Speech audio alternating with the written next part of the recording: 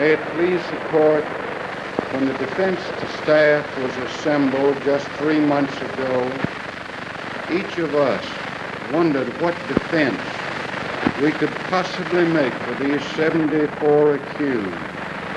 After all the newspaper accounts of this bloody incident, earnestly we interviewed the defendants who had all been in solitary confinement up to that time.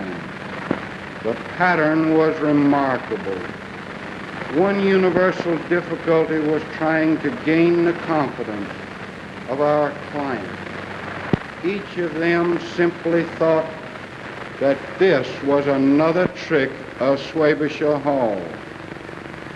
3 meetings were held of all of the accused, with even their own officers exhorting them to have faith and confidence in us. Then unfolded the most amazing pattern of what the prosecution has called, quote, months of continuous interrogation in which all of the legitimate tricks, ruses, and stratagem known to investigators were employed. Among the artifices used were stool pigeons, witnesses who were not bona fide, and ceremonies. End of quote. Fear was the most common element. Why should they go through with another trial and another sentence when they had written what their defense counsel had already told them to write? You may have wondered why these accused discontinued appearing in their own behalf. That was my decision, because the fear of the prosecution still lingered in their minds after months of solitary confinement. This was even testified to by some of the prosecution's own witnesses who were returned to the stand by the defense. A complete picture of these tricks, ruses, and beatings would have been shown except for my decision. Does the Army of the United States generally conduct its affairs in this manner? You and I know the answer. Our Army is hard but fair.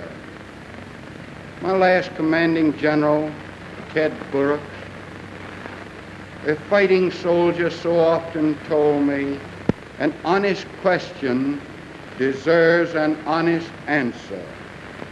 The question is here put to you: can an American Army officer's court convict men on such statements? And the question is here put to you: can an American Army officer's court convict men on such statements or confessions? Your attention is called to another age-old principle of law. Your attention is called to another age-old principle of all law. He who comes into court must do so with clean hands. Do you consider force, mock trials, prosecutors and defense counsels, promises of freedom and so forth as legitimate tricks worthy of American Army customs while coming before this tribunal with clean hands? Do you not see the results? In some cases, the prosecution has attempted to prove by certain confessions, admitted shootings, church walls, which never existed. Remember the state of mind of these kids, filled with fear and only small hopes. Would you, at their age and under their circumstances, not have signed anything if you could be out in a few months? My observation of both military and civil justice as administered by a great nation is that there is no power so unrestrained that can lurk within the halls of justice to deprive any person, even an enemy soldier, of his life based on admitted ruses, artifices, and ceremony. The prosecution offers you no proof of acceptance of American soldiers as prisoners of war. Instead, they attempt to prove cold-blooded murder by admissions of one accused against another, cunningly dictated as a further form of stratagem. It is felt that such a sentence would be unworthy of the traditions of our American people or of the immense sacrifices that they have made to further the spirit of democracy and common ideals to mankind.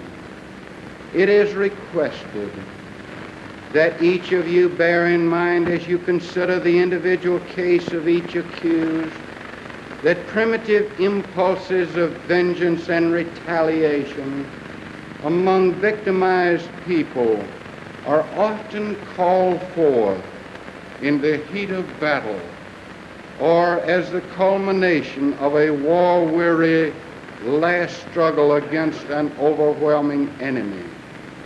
Thus the spiral of inhumanities mounts, which have always been the inevitable byproduct of man's resort to force and arms, whether he be enemy or ally.